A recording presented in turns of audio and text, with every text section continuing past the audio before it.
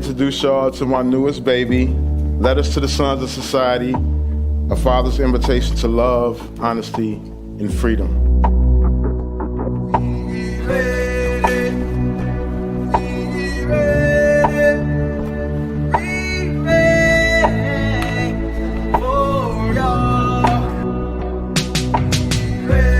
And I feel like a songbird that has had its wing torn off and flies against the bars of his cage in total darkness. Material like this, you can't finesse. It's something that can't be made up. This is something that everybody needs to read. I don't care who you are, you will get so much out of this book. It's an honor to present Shaka Senghor and his riveting new book, Letters to the Sons of Society. Order your copy now.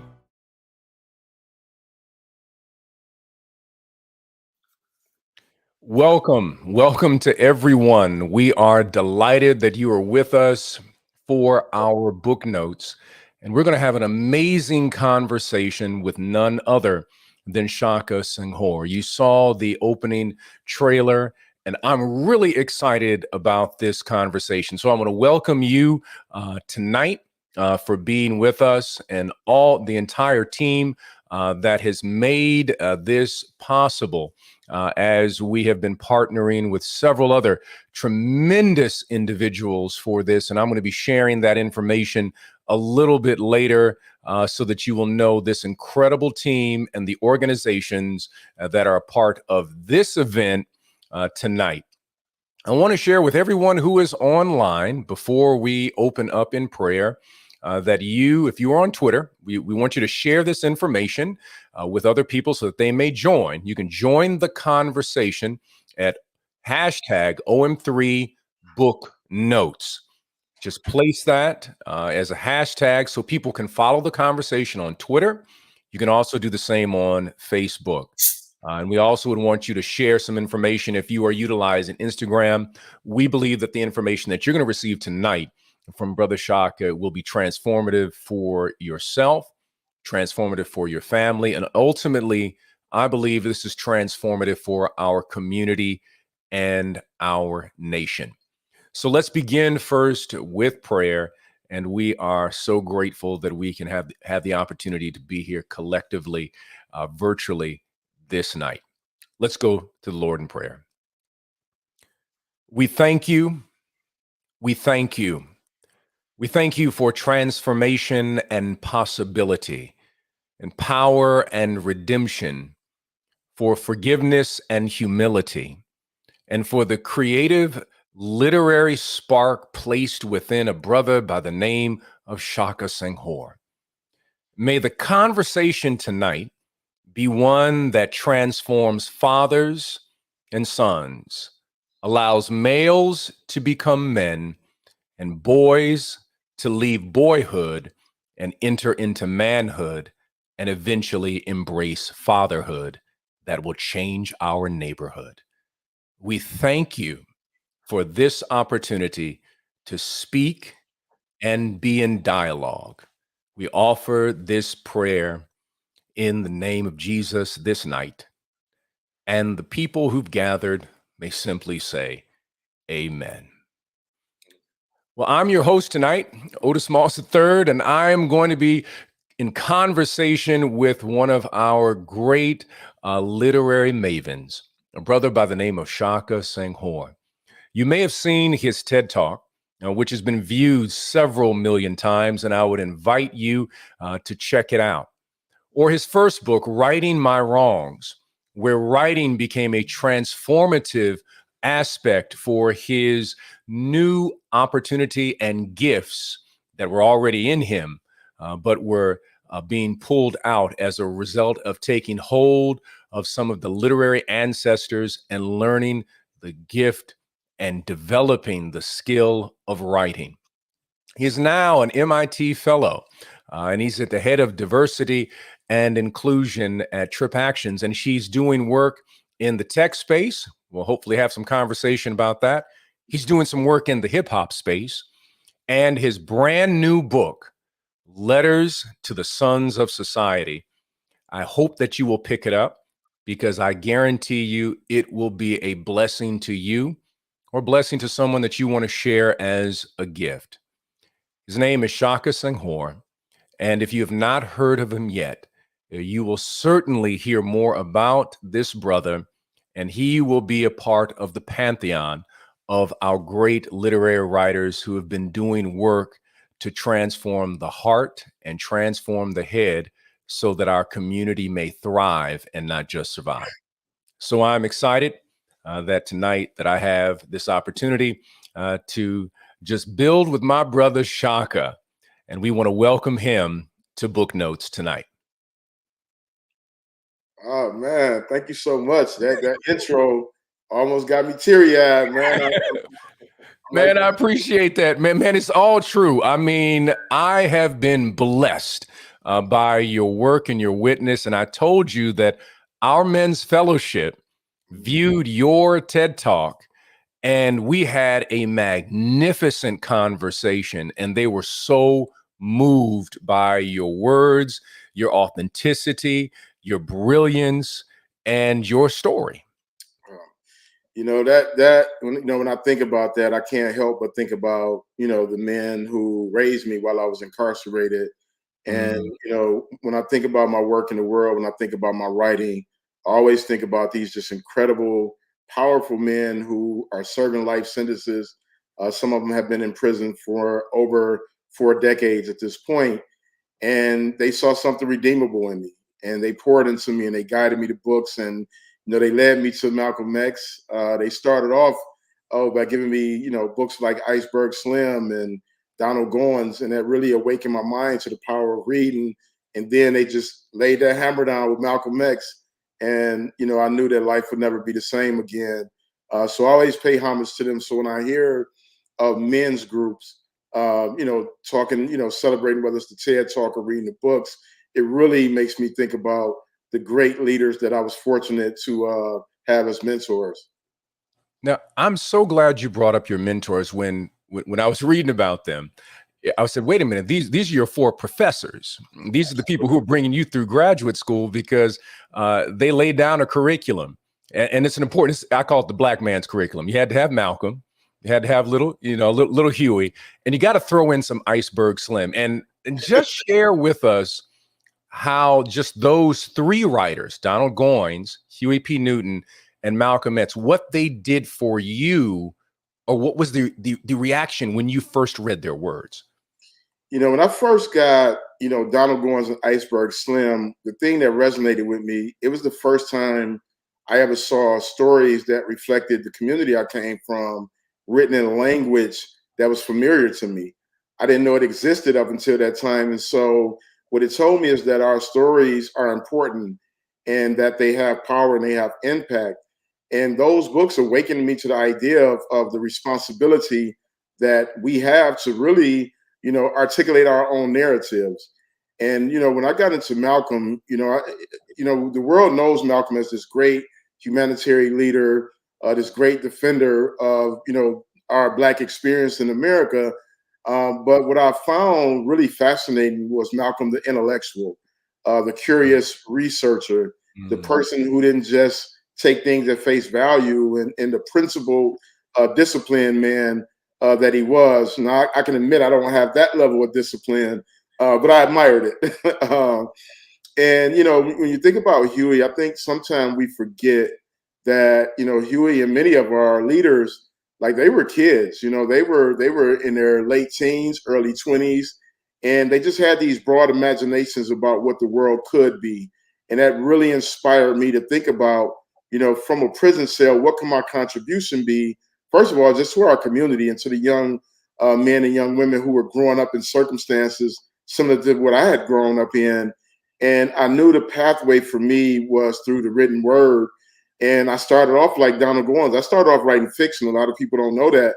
But I felt like if I can reach our young men and women where they were, I can take them on this journey that really allowed them to see the magnitude of what we've been responsible for when it comes to civilization. The great architects of Egypt, the great thinkers of, the Mali Empire and so many others. And I knew that fiction gave me a kind of inroad into their world, and then I can invite them into this other world, which I feel like I'm now able to do. Now, I don't want to pass by that. You mentioned fiction, Yes, sir. and I think I remember that you did 2 pieces of fiction early on. And is it available? And tell everybody about the 2 pieces that you wrote. Yeah, I wrote this series. It's actually a detective series called Crack. And, I knew it was a play on words, given what crack had done to our community. But really what the book was about was the crack social fabric that exists in our community that, allow drugs to seep in, but also high levels of abuse to take place within, the police institution. And I really wanted to write this through the lens of a Black detective that came up in the community that he was policing, because I think that's very integral to healthy policing, is to have someone from the community. But I also wanted it to be fun and entertaining. And so it's a murder mystery, the first one. And then the second one, volume 2, he actually goes undercover inside a prison. And those books are still available in ebook version. I kind of pivoted from my focus on them because Right My Wrongs had just took off at such scale that it just didn't allow me to give the due attention to them. But one day I imagine that I'll go back to fiction writing, and I have 2 other stories that I've never published, and one that I started that I plan to finish. Okay. Now I did a little research on your earlier fiction, and one reviewer online said that you're really a combination of Chester Himes, Mm, Donald Goines, and Raymond Chandler. wow, that's some high praise right there. It's really high praise, but I mean, it speaks to your writing ability. And was Himes, or I know Goines was an influence for you, but was Himes and Chandler, or maybe even Walter Mosley? Oh, Walter Mosley is like that. To me, he's the man when it comes to mysteries. Detective mysteries. Love him. Definitely Chester Himes, great influence. And I mean, I'm influenced by just the great literary titans of our work. When I think about Toni Morrison, what I got from her was just a masterful understanding of language. I think Mm. about Zora Neale Hurston, like her similes and metaphors were just unmatched. And of course, Langston with the brevity of words, he can create this majestical world, that's endured for years and years. And I've read so many great writers, and even outside of our own culture, I think about the brilliance of Stephen King, and like Mm. his imagination run amok is something that I'm just like, to be able to tap into that and get somebody to read a book that's over 1,000 pages, Right. that's some writing right there, And so, I'm a big lover of writers and from different eras, different experiences, and just to be mentioned alongside any of them, to me, it still gives me chills to this day. Oh, that's phenomenal. People sleep on Stephen King, by the way. I mean, he really can do it. He can craft a yarn, and there's some depth to it. Absolutely. Yeah. Yeah. Stephen is, he has a book called On Writing. And, Mm. when I'm reading that book, I'm just like, man, what he understands about the written word, is definitely not to be understated in any way, because, of course, there's the big commercial idea of his writing. But I think when people read the books compared to watching the films, they'll understand what masterful storytelling really is. Now, in terms of influences, who would be your writing influence in terms of structure, Mm, and who would be your influence in terms of your use of words? Because the way you use words is there is a brevity and complexity, but also an elegant simplicity of how you write, because you make it plain, yeah. but there's all these things that are beneath it at the same time. Yeah. When I think about the greatest influence in my writing, honestly, I don't think about writers in the traditional Mm. sense. I think about rappers. My work is probably as influenced by Rakim and Nas as it is by Come Baldwin on, and come on. Morris. And when I think about Rakim, and I hope in this day and age that he gets the respect as a elder statesman of hip hop, but also as just a brilliant, brilliant writer. And his ability to just bring you into a world rapidly with metaphor and similes is just incredible. And then, of course, Nas, who's now a friend of mine, what he was able to do with Illmatic to me is still unparalleled to this day in terms of cinematically welcoming you into the world of Queens, New York in the 90s. And so, those writers influenced me greatly. And, even Jay-Z with I think one of the things about Jay that doesn't get acknowledged enough is he definitely makes the complex simple, which is a true mark of genius. He can really, his wordplay and his ability to kind of bend language, it's reminiscent of what Toni Morrison does. She really wraps, language into this beautiful way of being to where you're like, wow, in just one line, she's blowing your mind, and so there's just so many people who inspire me. And, of course, Baldwin was just so raw and so unapologetic and so in your face with it, that you just can't escape, the influence that he's had on many of us, both present and past. Now, when you mention hip hop, you Rakim, Nas, and Jay-Z. I would say that you were just given a continuum because Nas is a direct descendant of Rakim. Absolutely. And you have Jay, who is also heavily borrowing from Rakim in terms of his structure, as you said, his wordplay. Yeah. But please tell everybody you just slipped in that Nas is your friend, and I think that there's a gold album behind you. I think that is that gold or is that platinum? I'm not sure.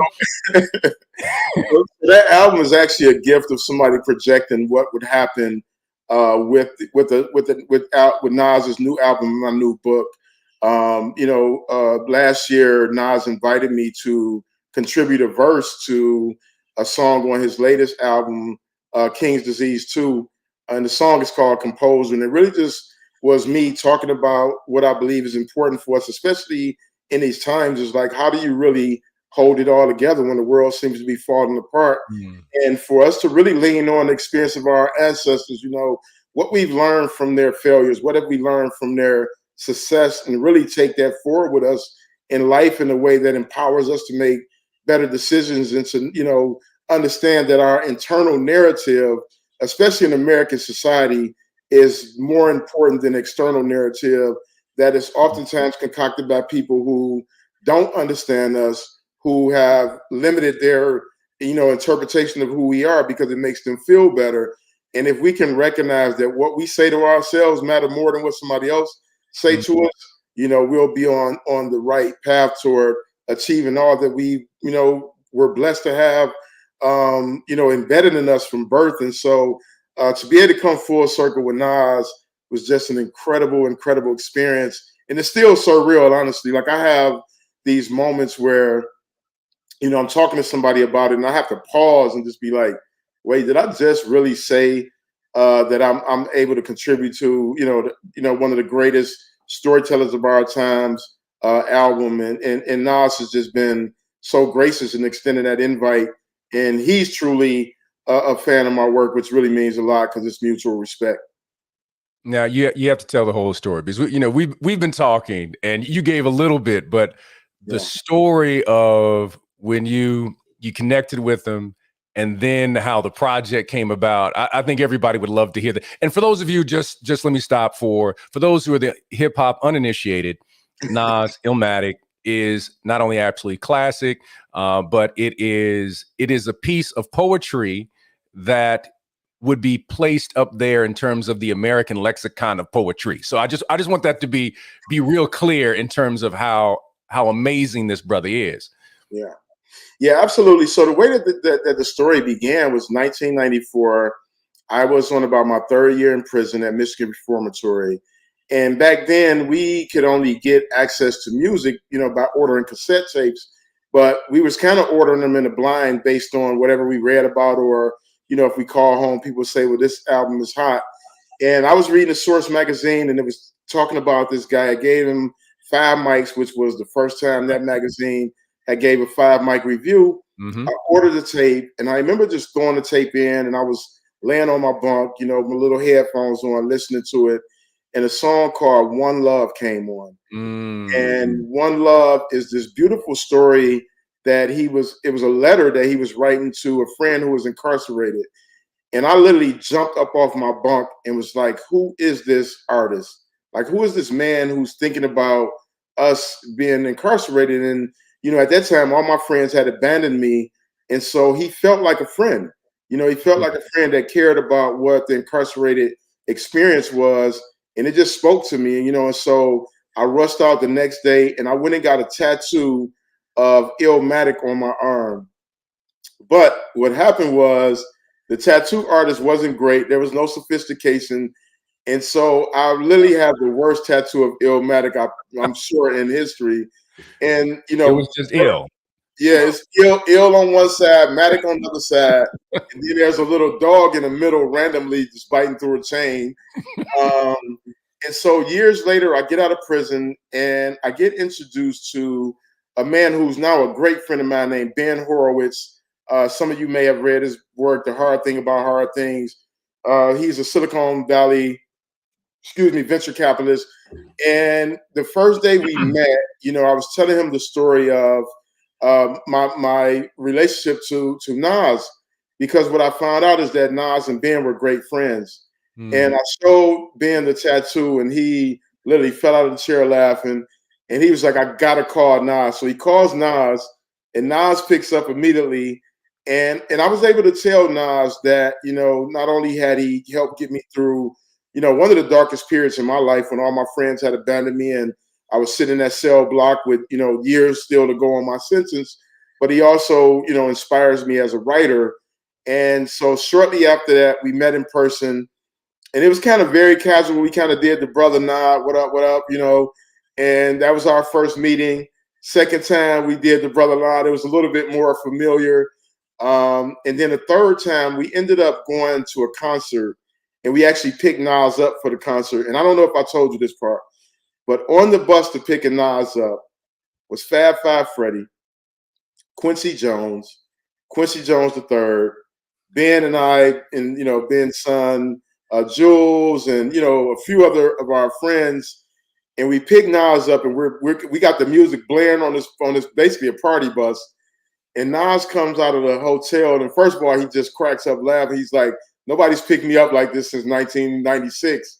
But we go to the concert, and I'm on stage standing next to Quincy Jones with Fab Five Freddy, who actually directed the One Love video. Wow. And Nas is performing, and when he gets to One Love, I literally think I'm just about to lose it, because it was very emotional for me to have that full circle moment. And after that, Ben and I ended up hanging out. We spent about 6 hours listening to hip hop, just listening to old albums, Boogie Down Productions, Eric B. and Rakim, pretty much everything that was from that era. And the beautiful thing about that moment is Ben, the venture capitalist, that went away. Nas, the superstar rapper, that went away. Shaka, the writer, went away. And it was just three boys experiencing our childhood together and really immersed in the culture of hip hop and what it meant to all of us. And then after that, he texted me one day and was like, can you write a verse for this song? And I was like, dancing around my office like, yo, Nas just invited me to write a verse, like, this is crazy, right? I'm pinching myself like, it's real. And I was like, of course I can, when do you need it? And he was like, basically, I need it right now. And so I was like, oh, this is no pressure, right? And so I ended up, I recorded the piece, I sent it to him, and then I didn't hear from him for about 2 months. And I was like, man, like, maybe he didn't want to let me down. He didn't know how to say, hey, the producer didn't like it or whatever. Fast forward, I see the album cover, The King's Disease 2. And, if anybody's seen that album cover, it's this beautiful orange color.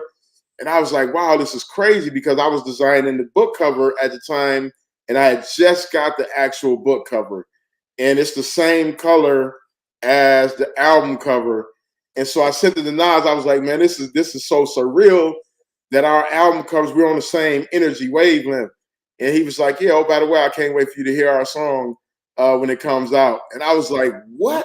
Like, yo, this is crazy. And so the night the album dropped, we just had an incredible celebratory moment. And that became the soundtrack for the next few months. And even now, it's the song that I drop my son off to school whenever he's having a tough day. He's always like, "Dad, I kept my composure." And so it's just been more than a gift of me contributing to an album, but to see how people are being inspired by my words in that medium, and of course being able to inspire my own son. It's just one of the moments where like this album will live on forever. And just one of those powerful, beautiful moments. That I love that story. And for those who are the uninitiated, Nas is to hip hop what Allen Iverson is to basketball. I would pick Nas and Iverson together in reference to those two. Just a real quick piece for everybody who is watching. We will have a Q&A. So those of you who are online, you will have an opportunity to ask Brother Shaka your questions. You can pick up a copy of the book at Afroware, which is a owned by a Black woman. She runs our bookstore at Trinity United Church of Christ, and she also has a bookstore in Oak Park. So we want you to purchase through Afroware. There's other great places, but hey, it's February, it's Black History Month, and if you're Black, every month is Black History. So we want to make sure that you are purchasing and supporting a sister who is selling knowledge. And so Afroware is the bookstore, and you'll receive a 5% discount if you purchase at Afroware and you purchase letters to the Sons of Society. So I've got to ask this real quick, Shaka. I need you to don't rank. Just give me your top five MCs, and then give me your top 5 projects. Top 5 MCs: Nas, Rakim, KRS-One, Jay-Z. Man, this is a tight one. Ice Cube. Okay. Yeah, now Cube. projects. No projects. Projects. Illmatic. Okay. My Philosophy.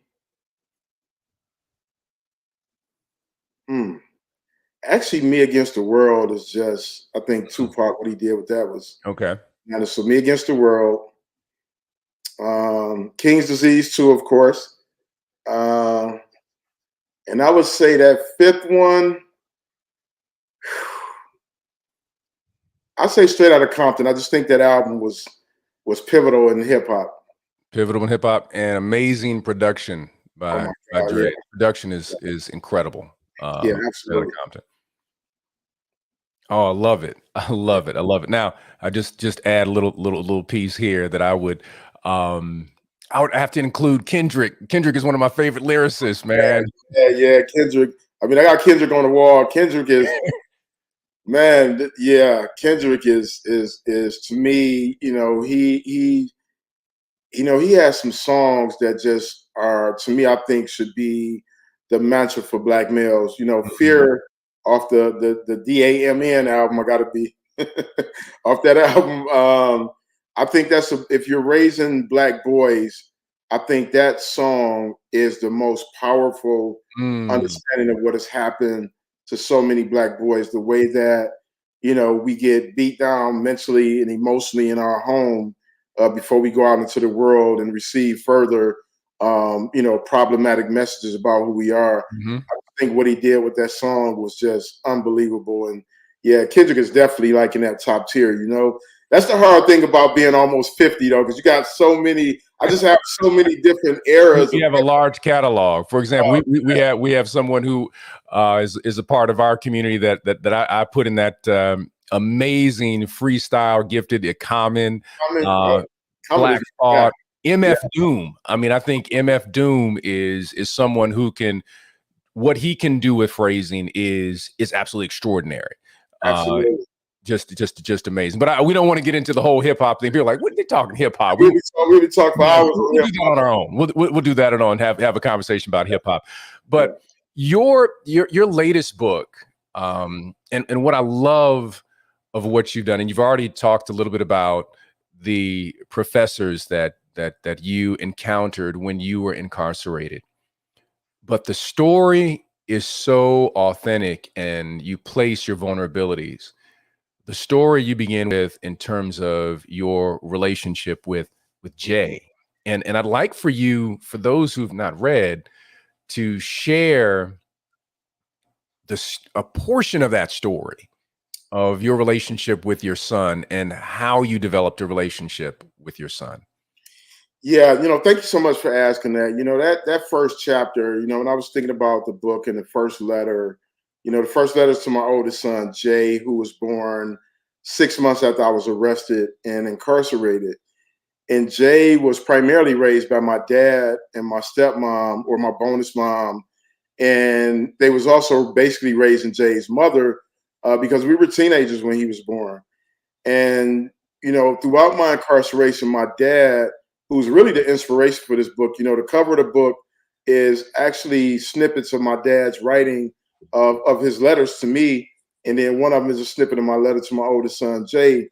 But my dad, for 19 years, he wrote me consistently, and he would sit my son down to make sure that he wrote me, that he was able to be present when I called home.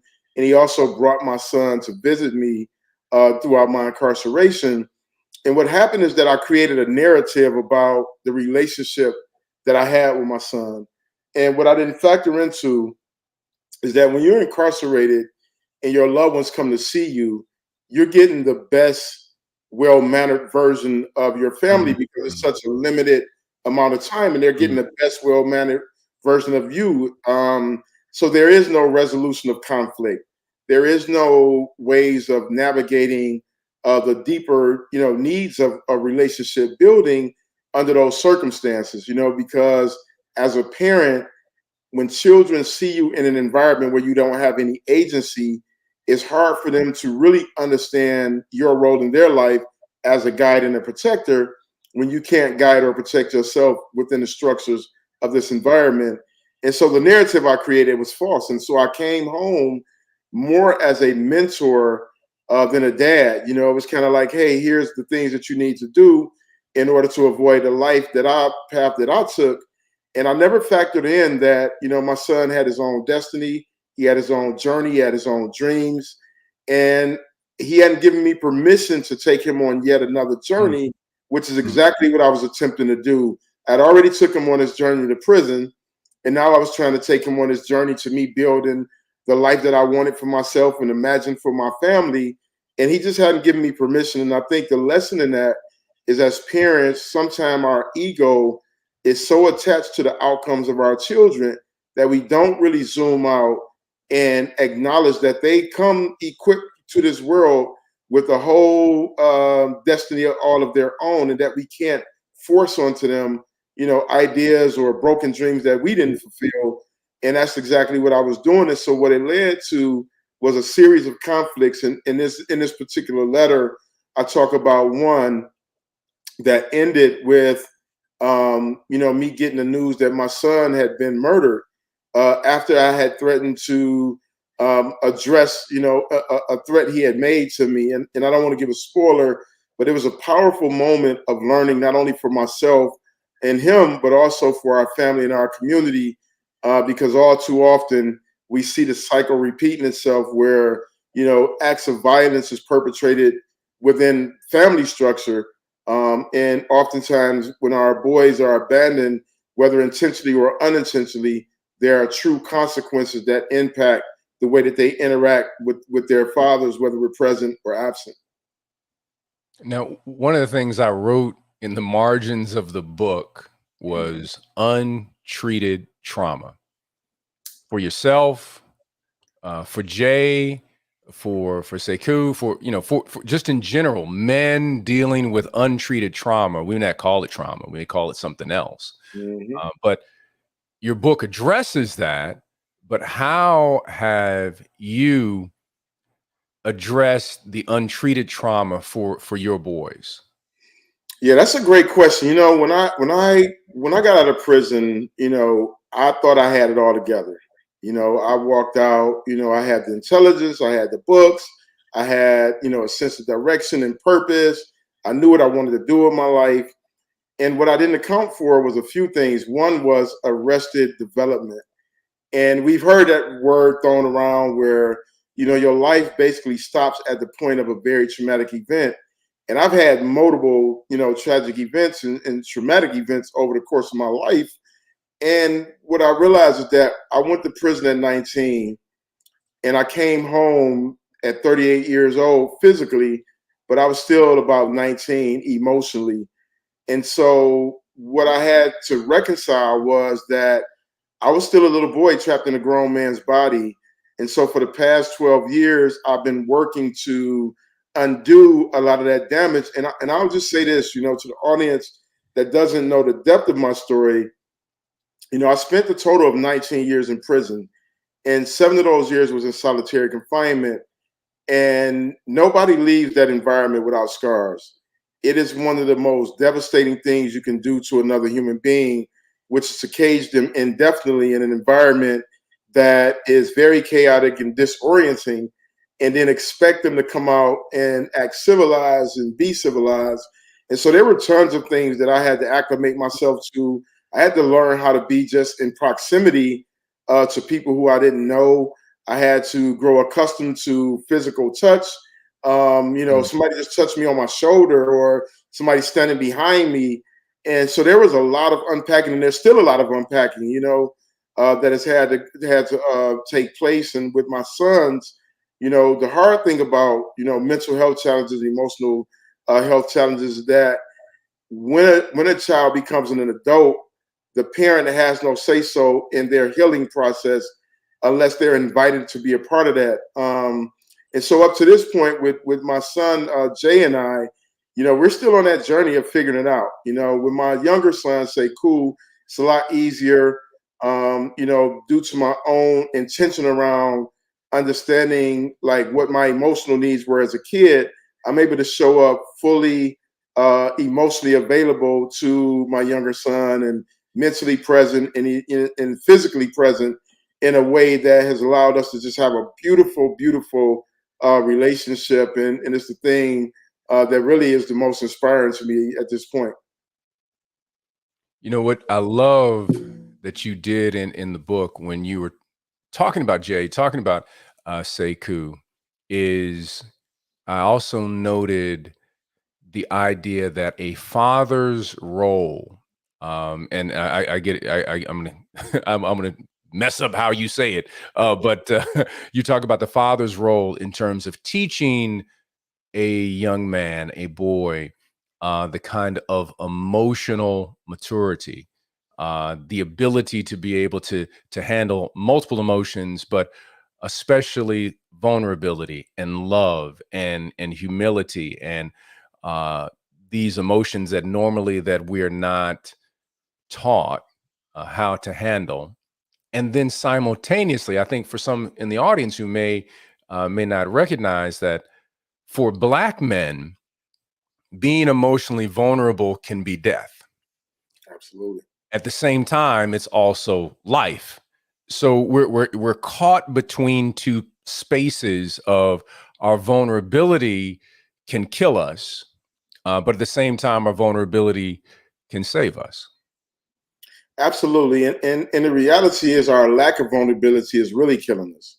I talk about how when I was unable to cry, I cried bullets. And when we think about, the bullets that sprayed across our communities, I see those as the tears of Black boys who haven't had full access to their emotional needs being met. And, it's like, if you think about it from this perspective, when you are forced by circumstance to shut down half of your emotions, you're really shutting down half of your humanity.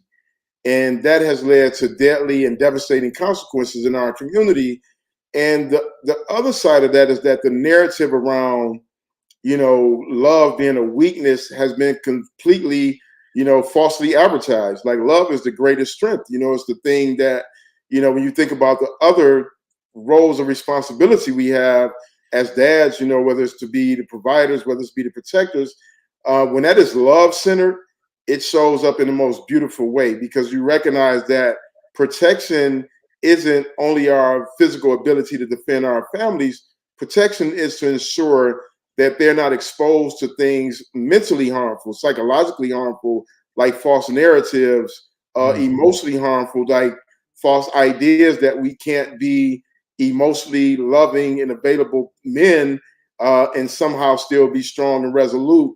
And so, it's for me as a dad, for my son to see me, available emotionally, like that empowers him to be emotionally available, for him to know that he can receive a hug anytime he needs it, like it just makes him more self-assured in that his life has value. And that's what the gift of that emotional availability does, is it really reconciles the idea of whether we have value or not. And when you understand your own value, you see the value in others and you show up as a contributor to their value. And that's what really inspires me about being a love inspired father, at this point in my life, is like, I know that I'm empowering him to, lead with love and to recognize that love is a power, and that allows you to protect and to provide in a way with care and thoughtfulness, as all of our children are deserving of, and that we as men, we're deserving of that love as well. Because a lot of times it's easy to be like, I just want to love on my son or love on my daughter. But we also have to recognize that we are not only worthy of love, we're deserving of that, and not the kind of I got love for you, but that I actually love you and I care about you and I care about your well-being in a way that's going to make me advocate for you, challenge you, hold you accountable while being appreciative of your presence. And that's the marching orders that, I want my son and the rest of the sons of society to have going forward. And what's so powerful about that is that so many of us have been taught a false narrative of love. We've been shown dysfunctional love, and we're trying to work through that, and we keep falling back into the dysfunction on so many levels. And I believe it's a poet. I mentioned it in service today that said, "Where there is love, there is always hope." So if love is present, that there's hope for any situation. You do something with Sekou that I love. And if you could share with us some of the affirmations Yeah. that you say with your son. Yeah, so we started affirmations, when Sekou was probably, definitely before he was 2 years old. And what I thought about as a dad is that the story we hear the most about who we are, oftentimes we basically adopt that story as our only narrative. And, I knew that the external narrative around Black men and Black boys was really harmful to us, harmful to our communities. I heard people talk about, we need to change the narrative. I don't personally think that's true. I think it is important for us to expand the narrative, to be more inclusive of all of who we are, how we show up as dads, how we show up as sons, how we show up as community, uplifters. And so with Sekou, I wanted to affirm him early on. And so every night we do a series of affirmations, and it starts with, I am great. I am amazing. I am thoughtful. I am kind. I am loving. I am caring. I am funny. I am smart. I am handsome. I am joyful. I am Cameroonian. I am Nigerian. I am Sekou. And the very intentional Cameroonian and Nigerian was recent. We just did our DNA test, so we've been able to incorporate that into the affirmations to affirm our Africanness. That was something that was really important to me after I took a trip to Ghana, is figuring out what our origin story was. And so, that's our nightly ritual, and it's one that, Sekou gets excited, when it's time to do affirmations. And, whether he's here with me or whether he's with his mom, we make sure that, nightly we do those affirmations. Now, we had already connected with hip hop, but when you said Cameroonian, I did my DNA and found out the Cameroonian connection. So I knew there were some other connections that we had already found out, that that our ancestral heritage goes in the same direction. Now we're going to switch gears just for a moment. I know that there are some people who have already placed some questions in the chat, And if we could have Sister Cleo, the wizardry behind everything that is happening right before you right now, she is the Uber producer for this StreamYard production. And if we could just find out our first question, I believe that came about 6:37, and this is from Brenda New Direction Pelt. What advice would you give a teenager that is struggling to find his identity while struggling to stay on the path of God? Yeah. Now, that's a great question. What I really give most of my mentees is this advice. One, you have to take all excuses off the table.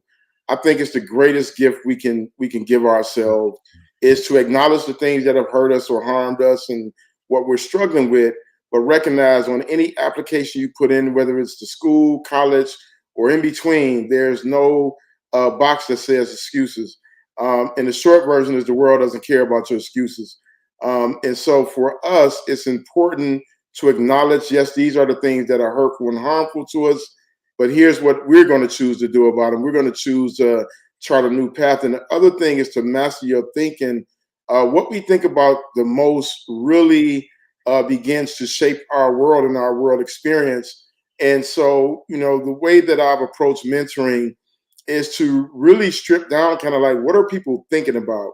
What is the narrative that you've embraced that really has nothing to do with you? If your parent isn't available or has chosen not to be present, like that's a choice that your parent has made, not you.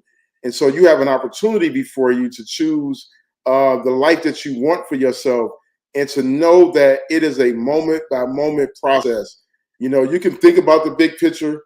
You can think about the old picture, but one thing you have the power to create is the picture of the moment and to take that moment and just know that success is a series of smart decisions in the moment. And that's my advice. And then read as much as you can. The more informed you are about the world, the better your chances are of making great decisions and creating great life outcomes. I want to add to that question. What do mothers need to know about fathers? Mm. And what do fathers need to know about mothers? Ooh, that's a good one. I love it. And honestly, I think this book, when I wrote this book as a Black father raising two Black boys, but the book is called An Invitation, and it's an invitation to love, hope, and freedom, and that's for all people.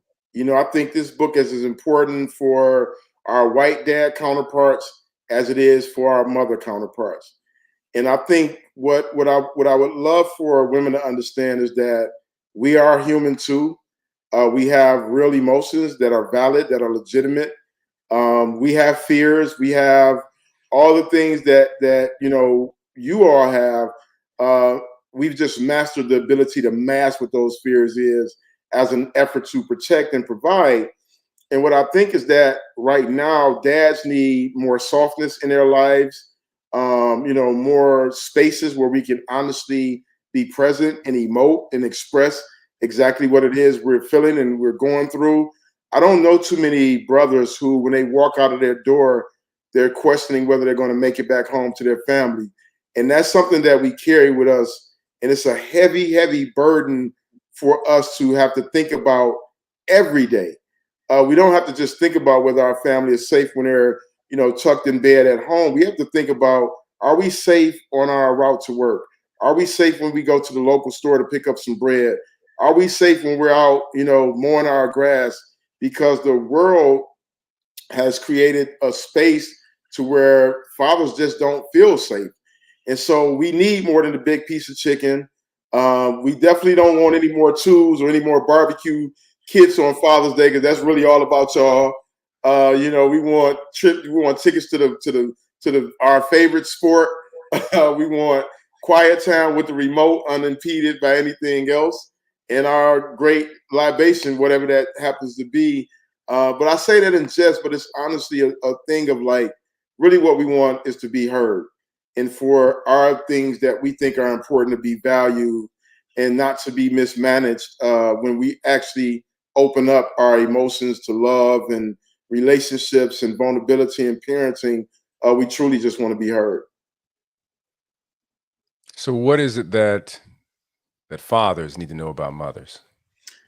What I would say that fathers need to know about mothers is that they also carry those same complexities when their babies walk out of that door, and a lot of the anxiety, a lot of the what sometimes dads call over mothering, it really comes out of that narrative. If you're a mom and you have a boy specifically, it's really tough to send them out into the world, and that's a driver for mothers. So a lot of the anxiety, a lot of the things we label as fussing or whatever, it comes from that same space that we're navigating. And, mothers are expected to do it all while simultaneously, having careers or having jobs, having other responsibilities. And really understand this is that when, in partnership, whether it's co-parenting, whether it's relationship, mothers deserve breaks. That doesn't include giving her a break so she can do more work. She deserves a break just to have a break. And so what I try to be intentional about is with co-parenting and recognizing that Sekou's mom has needs just like I have needs. She needs to be able to move about the world and enjoy herself child-free and not worry whether her child is in good care, because I'm stepping up to the plate and doing my job as a dad, which is to fully parent, not just watch my son. I don't watch my son. I'm a dad. That means that when he's with me, that I'm responsible for his meals. I'm responsible for his laundry. I'm responsible for all the things that his mother is responsible for. And I do those things with honor, because not only does he deserve that, but she deserves the peace of mind of knowing that when her son is with me, or our son is with me, that he's fully cared for and holistically cared for. And I think when you give mothers that gift of knowing, it just removes a lot of that animus that can sometimes be a wedge between a great co-parenting relationship. That's beautiful. That really is beautiful. Now, in your book, when you mentioned about the idea of moving into the world as a man of African descent, that there is the possibility that we may not come home, or we have an encounter. You share an encounter at the airport. Was it the airport? Yeah, it was at the airport that you had, which is a typical encounter for many people of African descent. But the way you shared it, you shared certain pieces in reference to that. And if you would, I think it would be a really good encounter to share for the audience of, technically people like to call it microaggression, but I don't think there's any micro macro. It's just the weaponization of Black skin. I mean, we're just weaponized no matter what. Absolutely. And one of the things that I realized, like when I got done reading the book, is that I think I share about 5 encounters I've had with the police in the 11 years, prior to the book being written, and none due to criminal mischief, and it's written in a way that I really want the American public to understand that, when they see these protests, when they see, the outpouring of anger and disappointment that we have in, a lot of these American institutions, that it doesn't come from, our imagination. It comes from real experiences we've had. And in this experience, I was flying back from Boston. I was actually flying first class. And so I was one of the first people to get off the plane. And I see these 2 plainclothes, what I now know to be officers, standing nearby, and I'm walking past, and, the officer accosts me. He's like, "Hey, are you Terry?" And I'm like, "No, I'm not Terry." And he's like, "Can I see your ID?" And I was like, "No, you can't see my ID. I'm not Terry. And you're not authorized to stop me for anything. I didn't do anything. I'm getting off the plane." And then I asked him, I was like, "Matter of fact, do you actually know what Terry looks like?" And he was like, "No." And I was like, "So you just approached the first Black man that steps off the plane?" And he was like, "Yes." And then I called him a few unsavory names and kept walking through the airport while he was following me through the airport, all the way until I got to the exit. And I basically just, fussed at him the whole way. And, people around me, my white counterparts who had got off the plane, they're looking at me like, I've done something wrong, without even realizing that the wrong had been done to me. And it really set the stage for what we experience in our day-to-day lives, where the most minimum threshold of professionalism is the only bar that they have when it comes to their encounters with us. Mhm. And it's something that I wanted to highlight because I think it's important for not just us to understand that, but for the rest of the world to understand that, we're tired of being treated in a manner that doesn't honor our existence in this world and our ability and our desire to move freely, unimpeded by, racialization of who we are. Mm. I was talking with some students several weeks ago, and I mentioned the fact that many times for Black excellence is considered to be an exception for certain communities, Mm. where within our community, you can talk to many people, and that is a rule. But even in our community, sometimes we can believe that it's an exception, which changes things radically. Keontae Williams, this is a great brother, by the way. I'm glad he's asking this question. Yeah. Thank you so much, Keontae. As a young Black male, what is the best advice you could give me to stay on the right track? I would say the best advice I can give you is to really double down on the things that make you feel worthy of all the things that come with being on the right track. Know that you're worthy of that career you want. Know that you're worthy of the home you want and the life experience.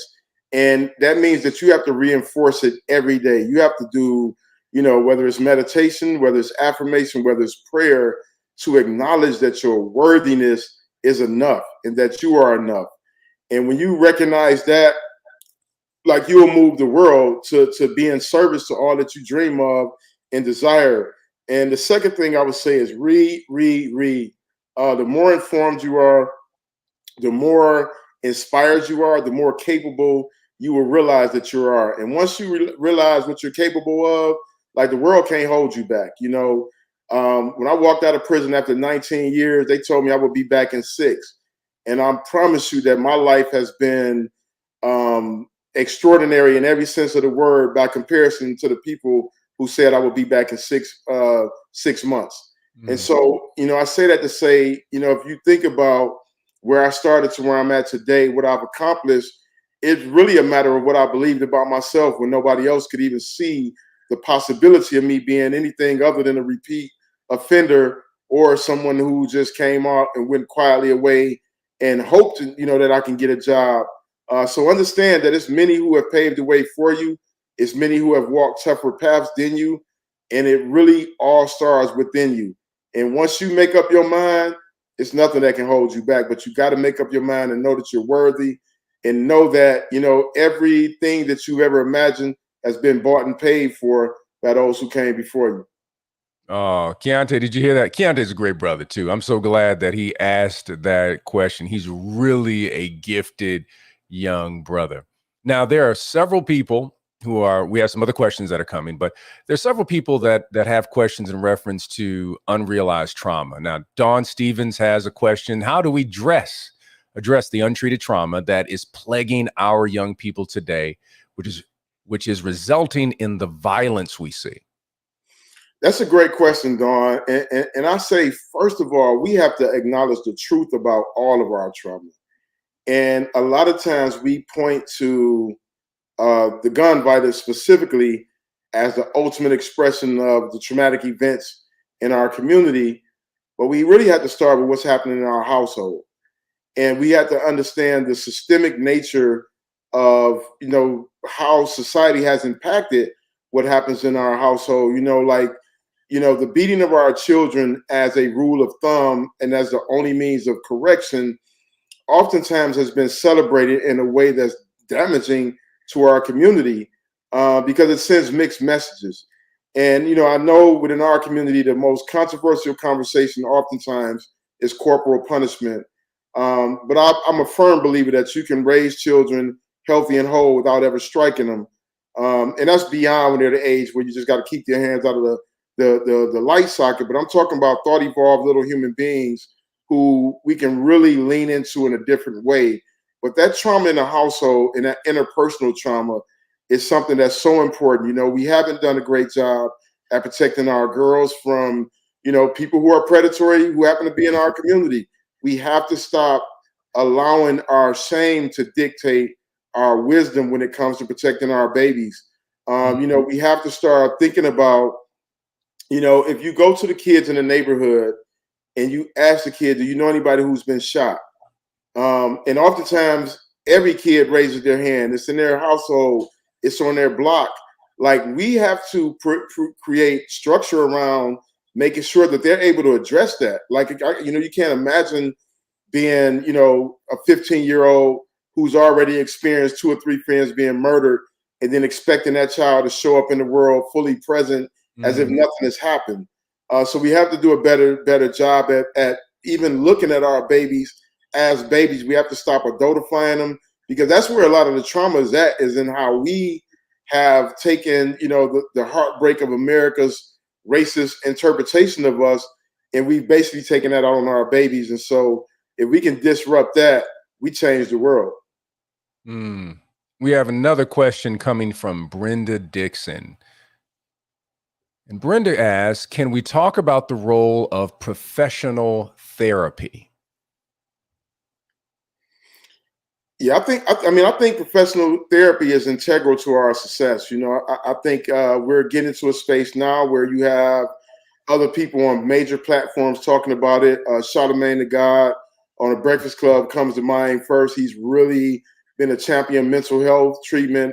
There's a brother named Mr. Jason Wilson, who really just talks about the importance of Black men healing. And we need family therapy. We need to have those conversations in relationships. You know, I remember having I was doing a talk with the rapper Big Sean in Detroit, and the whole panel was about mental health. And one of the things I said, we were talking about dating, and I just said I would not date your trauma, you know, because I've been in relationships where both of our traumas was showing up, and it created a very toxic environment. And so as I began, you know, going through my own healing, I was like, you know, if you're not on that healing journey, if you don't believe in therapy the way that you believe in horoscopes, we can't date. You know what I'm saying? So, you know, he could tell me about a Gemini Cancer man, but you also need to tell me what therapies you've seen and which practices you believe in, because if we're gonna make this thing work, we got to be aligned in that way. And so I've been fortunate and blessed to really meet a partner that believes in mental health as much as I do. And that's where it starts. That we have to celebrate that. We have to make that the cool thing. We have to make that a part of our overall, not just healing, but our thriving practices, you know, to really be aligned in that way. Oh, I love that. To make it a part of our thriving practice. Therapy, you know, 3 words I like to say. Therapy. Everybody needs therapy. Isaiah Ward has a question. What would you tell a writer who is struggling with feeling that their story is invalid? How do you allow yourself to tell your story? Yeah, I have very just, you know, simple practices around writing. You know, just write from your soul. You know, write, get it out. Because here's the thing about writing: you always had the opportunity to edit. You know, you can edit as much as you want to, but I believe that when you just free those words from your soul is when the magic happens. I only know how to write, you know, in ways that's real to me, because that's how I experience the world. You know, I don't want, you know, I don't listen to music that doesn't, you know, spark something that's authentic in me. You know, like, it has to inspire a part of me, whether it's, you know, somebody who's just brilliant and lyrically astute, or whether it's somebody that just gets me super hyped up. As long as I know that they're coming from a real space within them, like, that moves me, you know. And it's the greatest gift. I promise you, it's one of the greatest gifts you can give to yourself, is to speak your truth. And it can be complex. You know, I've had to talk about, you know, child abuse within our home. I've had to talk about things that were, you know, really, really complex within our family. But what I thought about more than anything is that, you know, there's young people who are dependent upon me to tell them the truth. And I also had to think about that little boy inside of me who deserved to have his truth heard. So I would say, speak from the soul, speak from the heart. And, you know, you always had a choice to go back and edit it, but just write. Like, don't think about whether the book is published. Don't think about grammatical errors, punctuation. Just get the stories that you want to tell out, and you can address all those things later. Now, we also have a question from Carla Gilbert Keener, that has a question for you. Or maybe we don't. What about PJ Green Young? Or Stella Purdy? These are the questions I see in the chat here. Or Mark Dave. Okay, so we are not getting the questions coming through right now. So let's talk a little bit about how you've engaged the trauma you've experienced. What have been the practices? I know that mindfulness has been one of the practices that you've utilized. You talked about therapy. What are the things that you do daily or weekly that continue to address those issues? I think the biggest thing for me is mindfulness at this point. I've used meditation over the years, especially during the tougher times. Kind of meditation is my kind of default that I go back to over and over. But mindfulness, just being present in the moment, checking the narrative in real time, making sure that the story I'm telling myself is the actual story and not the imagination. Surrounding myself with good people, and constantly being in pursuit of finding the right therapist for me. I haven't had a therapy session in a while because I haven't been able to find a therapy that I don't end up being their therapist. So that's always a tough one. But those are the practices I kind of live by. Journaling. I don't journal in my old journal as much. I typically just write my thoughts out on social media and things of that nature. But I think all those things are really great tools to use. And just make sure you surround yourself with like-minded people. Excellent. Now, our next question is coming from Stella Purdy. How do you transform your communication with women? Or what women help in your transformation what women helped you? I said, when you were incarcerated, I think is the question that she's raising the question here about. Yeah, that's a great question. I think the communication piece for me really started with reading just some of the brilliant works written by women while I was incarcerated. That was kind of planted the seed of how I wanted to show up as a man. I think that was really important for me to make sure that I'm showing up, in a real way. And the other thing is I have incredibly just super dope platonic women friends. I promise, I tell all my male friends this is find you some platonic women friends and make sure you emphasize platonic that you can be real with, that you can be honest with.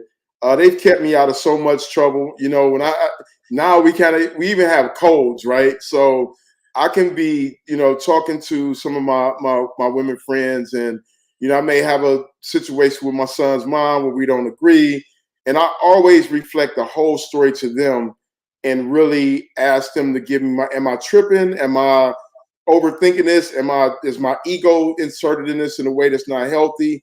And they always give me honest feedback, and it's never, just women's focused feedback. It's real feedback.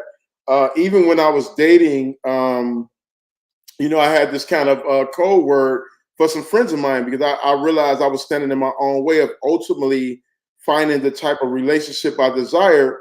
And, I was a single bachelor, I'm successful. And so dating was, it was fun. It was easy. It was all the things. But I also realized I had found myself in a pattern of low-hanging fruit, which was relationships I had no, intentions of cultivating into anything beyond the moment. And so I would just text my friends like, look, I'm having a low-hanging fruit moment, talk me off the rails. Like I'm a brother, I want to date. I want to have fun. And they'd be like, all right, bro, get it together. Come hang out with us. We'll give you some feminine energy and you can just, move on to past that moment. And so it's been the greatest gift for me is just having great women friends. I have 4 incredible sisters. I talk to them, talk to my aunts. And, I just think about how I want them to be treated and make sure that I'm showing up in a way that I would want somebody to treat them. Now, we also have a question coming from Mark Davis. Can we also talk about trauma issues between men and women and how that gets passed down to our children? How do we break the cycle? Yeah, I think we break that cycle by just being honest, right, with what's happening. So there's a narrative that I think social media has created about this broad disconnect between women and men, and oftentimes it's by influential people who are pushing these narratives out based on their inability to address their own heartbreak. You know, a famous person get their heart broke, and all of a sudden, all women aren't this or all men aren't that, and then we're just consuming this information, not even knowing the dynamics of what happened in that relationship, who was at fault, and then we regurgitate that. You know, and then I think some of it is also just our unwillingness to, you know, have platonic relationships that allow us to hear each other. You know, it's really hard for women and men to hear each other once they've been physically intimate. And oftentimes in the world of dating, that happens way before you get a chance to know the person. So if you're in these spaces where you can have platonic friendships, that really helps with the healing process, because my women friends, they get the real from me. Then they like, you know, why I can't keep a mate. And I'm like, okay, here's the breakdown of what's showing up. And they've done the same for me. And it's been really powerful. And we also just got to understand where these narratives are coming from. And if you look around you in your real life, I just say start there. Like, who are the people in your real life? Are your friends in healthy relationships? You know, do you have family members who have healthy relationships? And check in with them and ask them what the magic is. Oh, that's good. That's good. I want to lift up Habiba's question. You mentioned male ego. How do you explain this term to brothers who don't understand the term, nor its impact on relationships with everyone? That's a great question. And I really think it's, you know, obviously I speak from the perspective of a male ego, you know, because I'm a male, but I really think it's the human ego when we begin to make everything about us, and especially in the world of parenting. And I'll give you a quick example. You know, there's a story I tell about Sekou where we were sitting on the couch, we were out, and I had just took him shopping and bought him some cool jogging pants. It was like some polo or something, probably cost way more than what my parents would have spent. And he immediately began to draw on them. He wanted to, you know, and I thought about what would have happened if that would have been me when I was a child and my parents had just took me shopping. And what I realized in that moment is that when your ego is involved, you're worried about other people's perception as opposed to your child's joy. And so when I remove that ego and I'm like, you know what? He has to wear those pants. He has to wear those shoes. And if that brings him joy, if that makes him happy, like that's what's joyful to me. You know what I mean? Then it's no ego. It's not like, oh, you know, I'm a sneakerhead. I love cool kicks. Sekou don't care nothing about the kicks he wears. He's just like, they can be mismatched. They can be old and tattered. And I'm like, you know, if we start checking those narratives, it just changes life. And the same happens in relationship. A lot of times the ego is telling you a story that's not true. You know, how a person treats you, you know, you're filtering it through all this other trauma that you've had. And then your ego begins to tell you that this is what that person means. And instead of just actually saying, hey, what did you mean by that? Or what was your interpretation of that? And I promise you, it saves a lot of pain and it helps build stronger relationships. Oh, I love that. And of course, being a sneakerhead, because the story you tell about sneakers and your father, oh man, that really tickled me, man. That was classic. That was absolutely classic. Did you feel my pain? I felt your pain, man, but I was dying when I was reading it. Now, quick commercial for everybody who's watching. Letters to the Sons of Society, available at Afterware Books. Afterware Books. It is owned by a sister. We want to support business in our community. And these two locations, one at Trinity United Church of Christ and the other in Oak Park, you can order online and you will receive a 5% discount.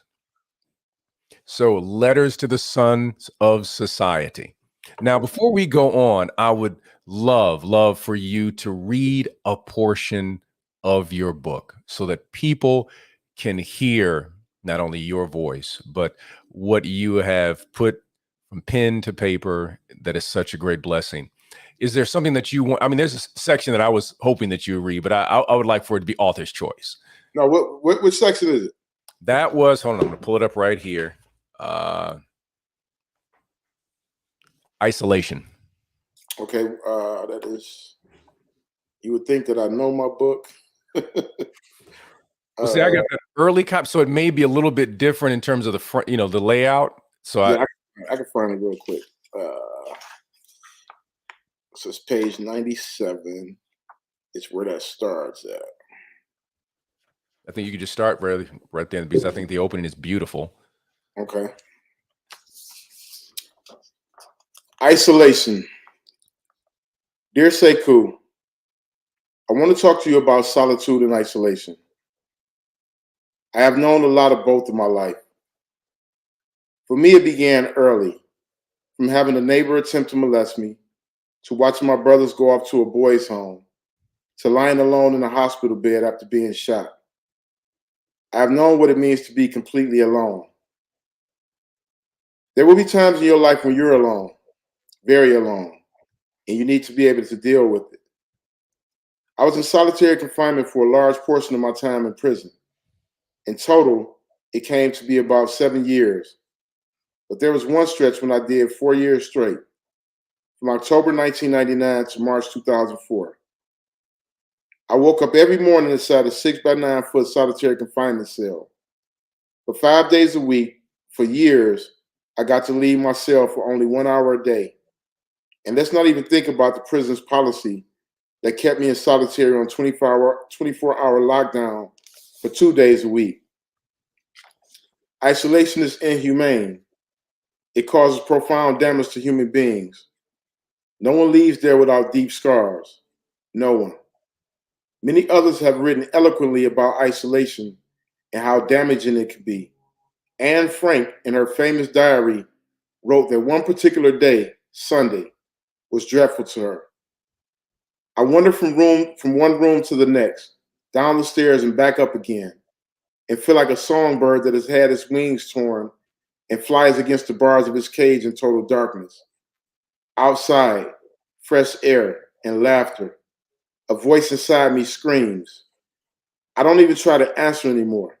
I lie down on the divan and sleep in order to shorten the time, the silence, the terrible fear too, because there's no question of killing them. I understand that so well. A sense that one's very essence, the wings of a songbird, has been lost to the sense of aloneness. And the voices in your head don't just talk when you're isolated, they scream. Reading Anne Frank, it's amazing to think that though our outward experiences were so different and took place at such different times in history, our shared sense of despair makes us siblings in pain. This is what isolation does. It creates a family. No families you'd ever want to be in, but a family all the same, gathered around a hearth of torture and fear and a mind in turmoil. Wow. Isolation. Thank you. Thank you for reading that section. Phyllis Brown Coulter says she looks forward to reading the book. Travis Brown said, thank you so much for being a part of this. And the final question that we have online is from Carla Gilbert Keener. And Carla raises the question, are you willing to talk about the conversation that you had with Sekou's mom and how you all would decide to parent intentionally to make sure that you all were aligned together? And we're going to allow that to be the final question. Reverend Mark Barclay, I'm so sorry. Because Reverend Mark Barclay has a question too. But if you can answer that one, I'm going to have to wrap us up. Yeah, so I'll answer that really quickly. It started with centering our focus on parenting around the love of our son and one to ensure that he was raised with love, he was raised with great communication skills, and he was raised with two parents that are able to acknowledge the contributions to his growth. Though my relationship with my son's mom didn't work out, I love and respect her as a mother. I think she's an incredible mother. And I think that she feels similar to me as a dad. And so that's how we've chosen to show up in the world. And then to Dr. Barclay, I would just say, journaling has allowed me to fully see all of what I'm responsible for, but also all of the things that I wasn't responsible for. This allowed me to reassign responsibility and accountability to those people who had been harmful in my life. But it also helps me see just the beauty of who I was as a kid and who I am as a man as I continue to navigate life moving forward. So thank you all for those great questions. Wish we was all in person and look forward to that being true very soon. We're going to work on that. Absolutely. We are definitely that. Brother Shaka, it has been an honor to have this opportunity to touch base with you and build with you and have this conversation. I want to thank Chicago Beyond. They have been absolutely magnificent. This would not be possible if it had not been for the work of Chicago Beyond that invests in organizations here in the Chicago area, putting on programs that edify the mind and the spirit. And they have an incredible team doing incredible work. And we are so thankful for the work that they are doing. I want to say thank you to our tech producers behind the scenes. That's Madam Wizard from the Hogwarts team of technology, Miss Cleo. We thank you because you've done an incredible job. From our digital team, everyone, we thank you. Donna, Jasmine, Sister Liz from Chicago Beyond, Rolana, thank you so very much. Everybody who has put in the time for this, the Unashamed Media Group. This has been an incredible conversation, but there's going to be one question that I have for Shaka. The first, well, it's actually two. Shaka, do you eat grits? First thing. Yes, I eat grits. Okay, here's the question. This is a controversial question, and this question has been floating around the internet. Do you eat grits with pepper, salt, butter, or with sugar? Because it will decide how many people are going to buy your book. Okay, so here's my actual true answer. I eat grits both ways, and I eat grits with gravy. Grits and gravy. Okay. Do you do shrimp and grits too? I'm allergic to shrimp, so no shrimp. You're not gonna do shrimp and grits. Okay. Now that is the best answer so far to ensure that you do not start a Twitter war or Instagram war in reference to sugar or salt and pepper. Yeah. We thank you all for being with us tonight for our book notes. Again, we want you also to sign up for Chicago Beyond. You need to look and see the programs that they are doing. It is an amazing organization that you need to be a part of and to support. They are doing work to help transform the mind and transform communities in the Chicagoland area. And for those of you who are part of the Village of Trinity, we thank you for being with us tonight. We thank you for being a part of this book notes. You can forward this information forward this video because it'll be living on the web. Let someone else know about the work of Shaka Senghor. Take a look at his TED Talk. And of course, purchase. We can put that book up again there. I'll put mine up here. There we go. Come on, let's put them up. You want to purchase Letters to the Sons of Society. Let's make it a bestseller. It's a tremendous book that will transform people's hearts, transform their minds, transform their lives. Thank you all for being with us for book notes tonight. Have a wonderful evening and keep talking to your children. Thank you so much, Pastor. Thanks, Chicago Beyond. Liz, appreciate y'all. Thank you, Shaka.